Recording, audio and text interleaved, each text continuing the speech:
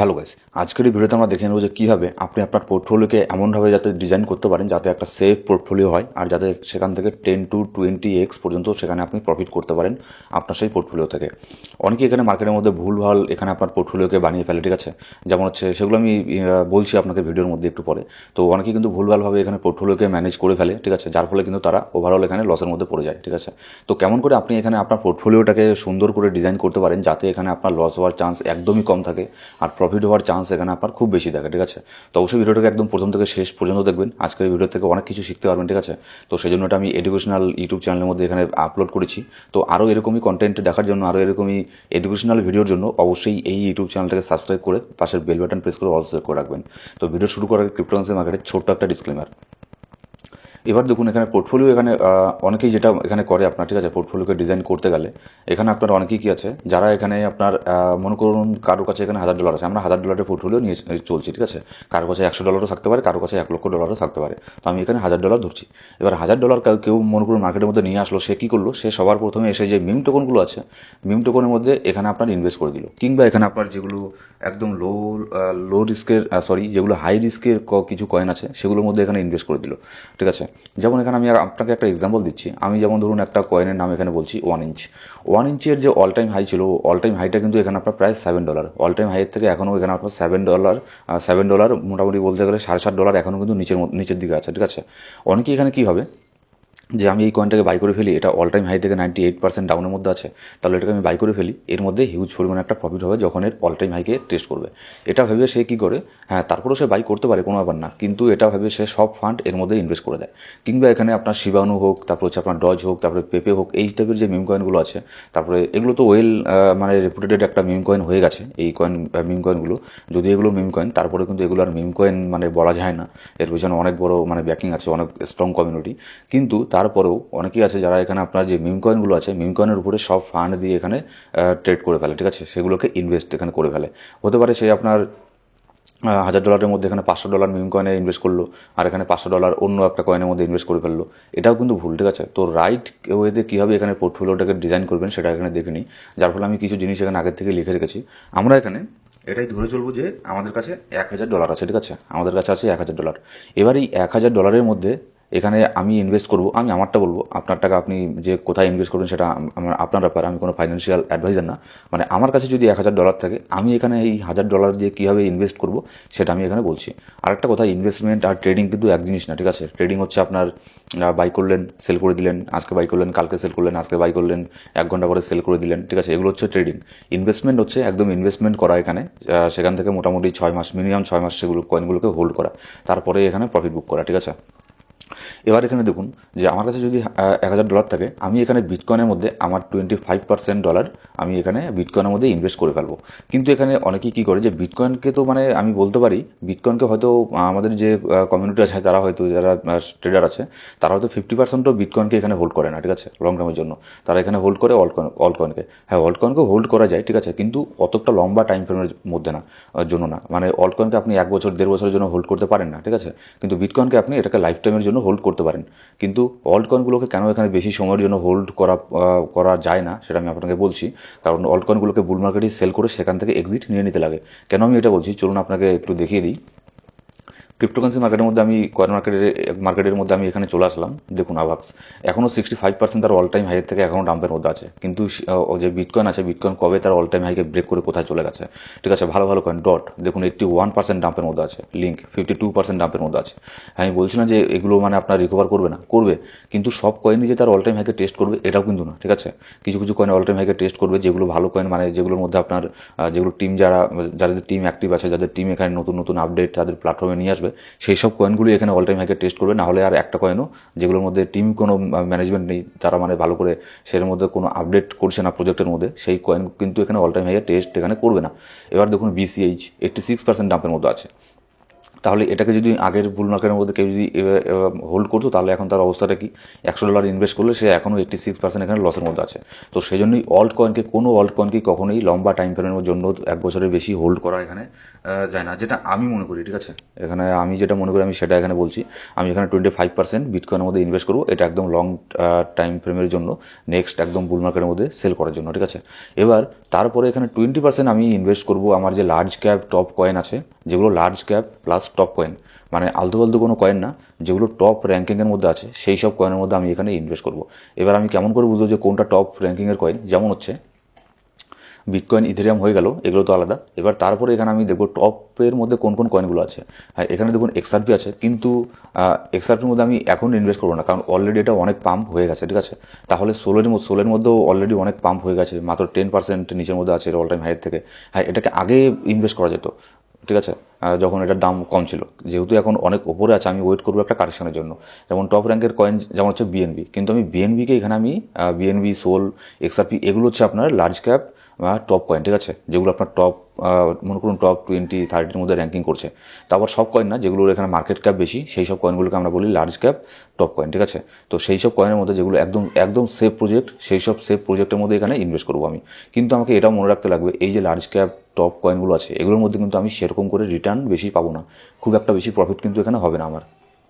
ঠিক আছে, কারণ অলরেডি এইসব কয়েনগুলো অলরেডি পাম্প হয়ে গেছে, যেগুলো ভালো ভালো কয়েন, খুব ভালো কয়েন, সেগুলো অলরেডি পাম্প হয়ে গেছে, যার ফলে কিন্তু এর মধ্যে খুব একটা পাম্প এখানে হবে না, আর খুব একটা প্রফিট আমার এখান থেকে হবে না, যেটা অন্যান্য মিড ক্যাপ, লো ক্যাপ, মিম কয়েনের মধ্যে আমার প্রফিট হবে।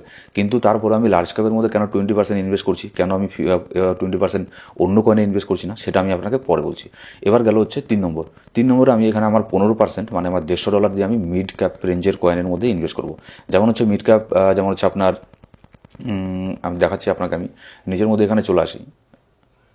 ঠিক আছে, যেগুলো আপনার একটু কম দামের, মার্কেট ক্যাপ কম আছে, যেমন হচ্ছে আপনার এআরবি, এটা খুব ভালো কয়েন, আমি এর মধ্যে ইনভেস্ট করব। আমি এফইটির মধ্যে ইনভেস্ট করব। তারপর হচ্ছে আমি বিজিবি আছে, এই কয়েনটা আমার ভালো লাগে, আমি এর মধ্যে ইনভেস্ট করব। তারপরে এই টাইপের যে আপনার কম দামের কয়েনগুলো আছে লো ক্যাপের, যেমন না লো ক্যাপ না, মিড ক্যাপ। তারপরে ওপি আছে, ওপির মধ্যে আমি ইনভেস্ট করব। অসমোসিসের মধ্যে আমি ইনভেস্ট করব, জিআরটির মধ্যে করব, থেটাতে করব। ঠিক আছে, এইসব জিনিসের মধ্যে অন্ডোতে করব। ঠিক আছে, এটা হচ্ছে এবার আশা করি বুঝতে পারলেন যে আপনার মিড ক্যাপ কাকে বলে। আমি মিড ক্যাপের মধ্যে $150 ইনভেস্ট করব, মানে যেগুলোর মধ্যে পাম্প হওয়ার অনেক চান্স থাকবে, কিন্তু অতটা পাম্প হবে না যেগুলো আমি low cap, meme coin, risky কয়েনের মধ্যে আমার সেরকমটা প্রফিট হবে। তাহলে আমি কেন এখানে 15% মিড ক্যাপের মধ্যে ইনভেস্ট করছি? তাহলে এগুলো তো আমি রিস্কি কয়েনের মধ্যে ইনভেস্ট করতে পারতাম, যেখানে আমার 1000x পর্যন্ত প্রফিট হতো। ঠিক আছে, কেন সেটা আমি বলছি একটু পরে। এবার তারপরে দেখুন লো ক্যাপ রেঞ্জের যে কয়েনগুলো আছে, লো ক্যাপ রেঞ্জের কয়েনের মধ্যে আমি ইনভেস্ট করবো আমার 10%, আমার $100। ঠিক আছে, লো ক্যাপের মধ্যে। এবার লো ক্যাপ কোনগুলো? যেগুলো আপনার একদম নিচের মধ্যে আছে, মানে একদমই দাম কম। ঠিক আছে, পেনি স্টক বলি না আমরা স্টক মার্কেটের মধ্যে, সেই টাইপেরই কিছু। যেমন হচ্ছে আপনার এই যে পলিএক্স আছে, জেটা। ঠিক আছে, এই টাইপের যে কয়েনগুলো আছে যেগুলো দাম কম, $1 নিচের মধ্যে, আর মার্কেট ক্যাপও যাদের এখানে কম আছে, আমি সেই সব কয়েনের মধ্যে লো ক্যাপের মধ্যে এখানে আমি ইনভেস্ট করবো। ঠিক আছে, আমার জাস্ট এখানে 10%। কিন্তু এই লো ক্যাপের মধ্যে কিন্তু পাম্প হওয়ার সম্ভাবনা প্রচণ্ড থাকবে। মানে যদি লো ক্যাপের মধ্যে কোনো একটা কয়েন মানে নেক্সট ট্রেন্ডের মধ্যে চলে আসে, তাহলে সেই কয়েন থেকে আমার যত প্রফিট এখানে হবে, আমার গোটা লার্জ ক্যাপ কয়েনের মধ্যে আমি যত ইনভেস্ট করছি হতে পারে তারও সমান এখানে একটা কয়েনই আমাকে এখানে পারফরমেন্স দিয়ে দিল। কিন্তু আমি তারপরেও কেন করবো না? কারণ হচ্ছে লো ক্যাপের মধ্যে হেভি রিস্ক আছে। মনে করুন আমি লো ক্যাপের মধ্যে আমি মনে করুন লো ক্যাপের মধ্যে আমি 2টা কয়েনে ইনভেস্ট করলাম, মিড ক্যাপে 2টা কয়েন ইনভেস্ট করলাম, লার্জ ক্যাপ টপ কয়েনের মধ্যে 2টা কয়েনের মধ্যে ইনভেস্ট করলাম। এখানে দেখা গেল যে লার্জ ক্যাপগুলো এগুলো তো আমার মানে একদম মানে প্রায় বলতে গেলে রিস্ক ফ্রি। তাও এখানে ক্রিপ্টোকারেন্সি মার্কেটের মধ্যে রিস্ক ফ্রি বলতে কোনো কিছু হয় না। এখানে আমি ধরে নিতে পারি যে 99% চান্স আছে যে লার্জ ক্যাপের মধ্যে আমার এখানে প্রফিট হবে। ঠিক আছে, এখানে আমার 99% চান্স আছে। কিন্তু মিড ক্যাপের মধ্যে আমি 2টো কয়েনের মধ্যে ইনভেস্ট করলাম, হতে পারে মিড ক্যাপের মধ্যেও আমার 2টো কয়েনের মধ্যে ভালো এখানে একটা প্রফিট হয়ে গেল। কিন্তু লো ক্যাপের মধ্যে আমার এরকম হতে পারে, আমি যে 2টো কয়েনের মধ্যে ইনভেস্ট করেছি বা যে 4-5টা কয়েনের মধ্যে ইনভেস্ট করেছি, হতে পারে সেই 4-5টা কয়েনই এখানে মার্কেটের মধ্যে কোনো পারফরমেন্সই এখানে করলো না। ঠিক আছে, এরকমও হতে পারে। কিন্তু এটা কখনোই হবে না যে লার্জ ক্যাপ টপ কয়েনের মধ্যে আমি যদি 4-5টা কয়েনে ইনভেস্ট করি, তাহলে সব কয়েন যে এখানে আপনার পারফরমেন্স করবে না, এটা কখনোই হতে পারে না। ঠিক আছে, আর যদি না ক্রিপ্টোকারেন্সি মার্কেট এখানে ডুবে যায়, তখন সেই ক্ষেত্রে এটা হতে পারে, কিন্তু তার আগে এটা হবে না। ঠিক আছে, তো সেই জন্যই এখানে পোর্টফোলিওটাকে ভাগ করতে লাগে, সেই জন্যই লো ক্যাপের কয়েনের মধ্যে বেশি ইনভেস্ট করতে নেই, সেই জন্য আমি এখানে 10% ইনভেস্ট করবো। এবার তারপরে 5% জাস্ট আমি এখানে ইনভেস্ট করবো মিম কয়েনের মধ্যে।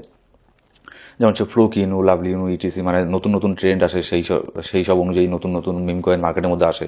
আজকাল তো মানে দিনের দিন এখানে কত কত যে কয়েন এখানে আসছে মার্কেটের মধ্যে, মিম কয়েন, তার কোনো ঠিক নেই। তো সেই সব কয়েনের মধ্যে আমি এখানে জাস্ট আমার এখানে 5% ইনভেস্ট করবো। যেমন হচ্ছে এই ট্রেন্ডের মধ্যে আমাদের একটা কয়েন ছিল ব্রেড, সেটা আমাদেরকে হিউজ পরিমাণে প্রফিট দিয়েছে, সেটা আমাদের পোর্টফোলিও মেকিংয়ের ওখানেও আমি সেই কয়েনের লিস্ট দিয়েছিলাম, ঠিক আছে। সেটা হিউজ প্রফিট হয়েছে, কিন্তু আবার এরকমও হতে পারতো সেই কয়েনটা এখানে আপনার মার্কেট থেকে চলে গেল, ঠিক আছে। তো সেই জন্যই মিম কয়েনের মধ্যে প্রচণ্ড রিস্ক আছে, আবার মিম কয়েনের মধ্যে প্রচণ্ড প্রফিট হয়। এমনও হতে পারে মিম কয়েনের মধ্যে আপনি যে 4টা কয়েনের মধ্যে ইনভেস্ট করলেন $50 দিয়ে, ঠিক আছে, সেই 4টা কয়েনের মধ্যে একটা কয়েনও যদি ভালো পারফরমেন্স করে, খুব ভালো পারফরমেন্স করে, তাহলে হতে পারে আপনার মিড ক্যাপের মধ্যে আপনি $150 দিয়ে ইনভেস্ট যেটা করেছেন তার থেকে বেশি প্রফিট আপনার এখানে, আপনি যেটা ওই $10 দিয়ে একটা কয়েনের মধ্যে করেছিলেন সেখানে বেশি প্রফিট হয়ে গেল। কিন্তু এটাও দেখতে লাগবে সেখানে হিউজ পরিমাণে প্রফিট থাকে, সেখানে মানে চান্স থাকে 99% চান্স থাকে সেখান থেকে মানে ওরকম পারফরমেন্স না করার, ঠিক আছে। হতে পারে ছোটোখাটো একটা প্রফিট হয়ে গেল, সেটা আলাদা ব্যাপার, কিন্তু খুব একটা যে ওরকম করবে মানে হিউজ পরিমাণে আপনার পাম্প করবে, নেক্সট ট্রেন্ড হয়ে যাবে, এরকম মিম কয়েন খোঁজাটা খুবই টাফ, ঠিক আছে। এবার যে রিস্কি কয়েন কোনগুলো, রিস্কি কয়েন হচ্ছে আপনার যেগুলো মার্কেটের মধ্যে মানে যার কোনো ঠিক ঠিকানা নেই, মনে করুন কালকে একটা কয়েন লিস্ট হয়ে গেল, ঠিক আছে, মিম কয়েন হোক কিংবা অন্যান্য কয়েনও হতে পারে, ঠিক আছে। এই টাইপের কয়েন যেগুলো মার্কেটের মধ্যে প্রচণ্ড হাইপ চলছে যে এই কয়েনটা এই হবে, এই সেই হবে, কিন্তু দেখা গেলো ওটা কিছুই না, ঠিক আছে। সেই সব রিস্কি কয়েনের মধ্যে আমি 5% জাস্ট এখানে ইনভেস্ট করবো, যাতে আমার এখানে 5% লস হয়ে গেলেও আমার কোনো কিছু যায় আসে না। কারণ আমার কাছে $1000 আছে, $1000 থেকে $50 চলে গেলে আমার এখানে কোনো কিছু যায় আসবে না, ঠিক আছে। সেই জন্য আমি রিস্কি কয়েনের মধ্যে 5% ইনভেস্ট করবো। এবার বাকি থাকলো আমার কাছে আরও 20% ফান্ড আমার কাছে আছে $200, আরও এখনও বাকি আছে $200 ইনভেস্ট করার। কিন্তু আমি এই $200 মধ্যে কোনো ইনভেস্ট করবো না। কেন করবো না? আমি 10% ফান্ড, আমার $100 আমি রেখে দেবো, যে নতুন ট্রেন্ডের যে কয়েনগুলো আছে নেক্সট যেগুলো ইন ফিউচারে আসবে। যেমন আমি আজকে এখানে ভিডিওটাকে মেক করছি, হতে পারে RW ক্যাটাগরির মধ্যে আরেকটা কয়েন এখানে আপনার ট্রেন্ডিং হয়ে গেল, কিংবা আরেকটা নতুন কোনো ক্যাটাগরি চলে আসলো, ঠিক আছে। মার্কেটে তো এগুলো তো হচ্ছে। RW এটা তো খুব একটা অনেক দিন আগে তো ছিল না, AI এর ট্রেন্ড তো অনেক দিন আগে এখানে ছিল না, আগের বুল মার্কেটের সময়, ঠিক আছে। এখন যতটা ট্রেন্ড আছে, হতে পারে নেক্সটে আপনার নতুন কোনো ট্রেন্ড চলে আসলো 1 মাস পরে বা 2 মাস পরে, 3 মাস পরে। সেই জন্য আমি 10% ফান্ডটাকে রেখে দেবো নতুন নতুন কয়েনের মধ্যে যেগুলো ভালো প্রজেক্টেড, ঠিক আছে। ওরকম না যে রিস্কি কয়েনের মতো না, যেগুলো নতুন মার্কেটের মধ্যে এসছে কয়েনগুলো, যার কোনো ইউজ কেস নেই, কোনো কিছু নেই, সেগুলোর মতো কয়েন না। এগুলো হচ্ছে ভালো কয়েন থাকবে, যেগুলো নতুন ট্রেন্ডের যে ট্রেন্ড আসবে সেই ট্রেন্ডের যে টপ কয়েনগুলো আছে তার মধ্যে আমি 10% ইনভেস্ট করে দেবো। এবার তারপরে আমার কাছে আরও 10% আছে, আমি এটা দিয়ে কী করবো? আমি এটাকে ইনভেস্ট করবো না, আমি এটাকে সবসময় এখানে ফ্রি রেখে দেবো একটা অপরচুনিটি খোঁজার জন্য, ঠিক আছে। যদি আমি দেখি মার্কেটের মধ্যে খুব বড় একটা এখানে কারেকশন হয়ে গেল, তখন আমি এখানে আমার এই 10%টাকে আমি ইউজ করবো, ঠিক আছে। এটা কেউ জানে না যে মার্কেটের মধ্যে কখন এখানে 20% 30% একটা কারেকশন নিয়ে নিল। তো সেই সময়ে আমার কাজে আসবে এই 10% ফান্ডটা, এটা দিয়ে আমি তখন এখানে আবারও একটা এন্ট্রি এখানে নিতে পারবো, ঠিক আছে।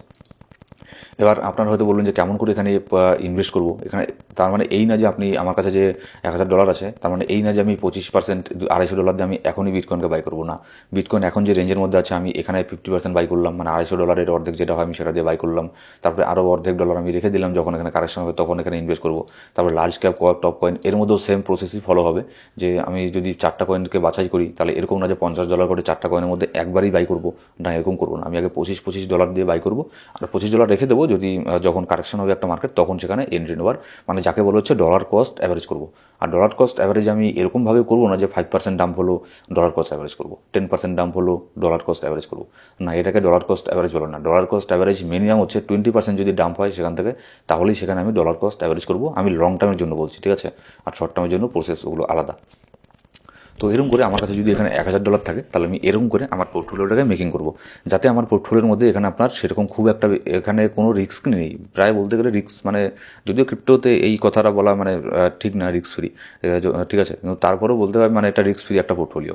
কারণ হচ্ছে বিটকয়েন এখানে কোথাও যাবে না, বিটকয়েন আমার বিটকয়েনই থাকছে।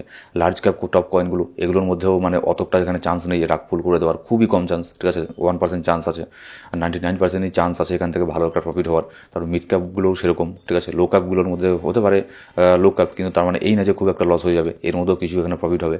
মিম কয়েনের মধ্যেও কিছু একটা এখানে প্রফিট হলে হতে পারে, তারপর রিস্কি কয়েনের মধ্যে হলে হতে পারে নাও, প্রফিট নাও হতে পারে, মিম কয়েনের মধ্যেও নাও হতে পারে, আবার হতেও পারে, ঠিক আছে। কিন্তু যে নিউ ট্রেন্ডের যে কয়েনগুলো আছে এর মধ্যে অবশ্যই হবে, কারণ হচ্ছে তখন নতুন একটা ট্রেন্ড আসবে, আর আমি ইনভেস্ট করবো টপ প্রজেক্টের মধ্যে। আমি ওই একদম যেগুলো অনেক আপনার যেগুলো র্যাঙ্কিংয়ের দিক থেকে অনেক নিচের মধ্যে, সেগুলোর মধ্যে ইনভেস্ট করবো না। যেগুলো ভালো ভালো প্রজেক্ট সেগুলোর মধ্যে আমি 10% দিয়ে এখানে ইনভেস্ট করবো। তো যার ফলে আমার পোর্টফোলিও, আমি দেখতে পাচ্ছি আমার পোর্টফোলিও এখন এখানে রিস্ক ফ্রি আছে, ঠিক আছে। তো আমি এইভাবে পোর্টফোলিওকে ম্যানেজমেন্ট করি। দেখুন আমি এটা যেটা বললাম না আপনাদেরকে এই ভিডিওর মধ্যে, এটা বলার জন্যই কিন্তু অনেকে এখানে আপনার $50 $100 এগুলো কিন্তু চার্জ করে বসে, ঠিক আছে, জাস্ট এটুকুই বলার জন্য। তো আমি জানি যে ফ্রিতে কোনো কিছু এখানে পেলে সেটার মানে ইম্পর্টেন্স বোঝা যায় না, মানে যদি আমরা ফ্রিতে কোনো কিছু পেয়ে যাই সেটার ইম্পর্টেন্স এখানে বুঝি না, ঠিক আছে। এটা হচ্ছে আমাদের মানে হিউম্যান সাইকোলজি এরকমই, সেটা আপনার দোষ না, আমারও দোষ না, আমাদের সাইকোলজিটাই এরকম। তো সেই জন্যই এটা কিন্তু অনেকে চার্জও করে। তো অবশ্যই ভিডিওটাকে যদি বুঝতে না পারেন আরও একবার ভালো করে দেখুন, ঠিক আছে, বুঝতে পারবেন। আর এই জিনিসটাকে যদি আপনি শিখে নেন, মানে এটাকে শিখে নেওয়া মানে ইমোশনকে কন্ট্রোল করা। অনেকে আছে ইমোশনকে কন্ট্রোল করতে পারে না, যেগুলো মার্কেটের মধ্যে নতুন একটা কয়েন XRP অনেক পাম্প হচ্ছে, সেখানে গিয়ে ঢুকে গেল, সেখানে গিয়ে সব ফান্ড দিয়ে এখানে বাই করে বসে আছে। হতে পারে কোনো মিম কয়েনের মধ্যে সেই প্রফিট হচ্ছে, যার ফলে সে দেখলো কি মিম কয়েনে তো সেই প্রফিট হয়, তাহলে শুধুমাত্র মিম কয়েনের মধ্যেই সব এখানে $1000 ইনভেস্ট করে দিল। পরে দেখলো যে আপনার সেই পোর্টফোলিও জিরো হয়ে গেছে, কিংবা $100 হয়ে গেছে, বা $10 $1 হয়ে গেছে, ঠিক আছে। সো গাইস, এই ছিল আজকের ভিডিও ভালো লাগলে সেটা লাইক করবেন। আর আমাদের এই টেলিগ্রাম গ্রুপে যদি জয়েন না করে থাকেন তাহলে অবশ্যই আমাদের টেলিগ্রাম গ্রুপে জয়েন করে নেবেন, কারণ সেখানে মার্কেটে ইনস্ট্যান্ট আপডেট আর মাঝে মধ্যে ফ্রি সিগন্যালও শেয়ার করে থাকি। Thank you so much guys.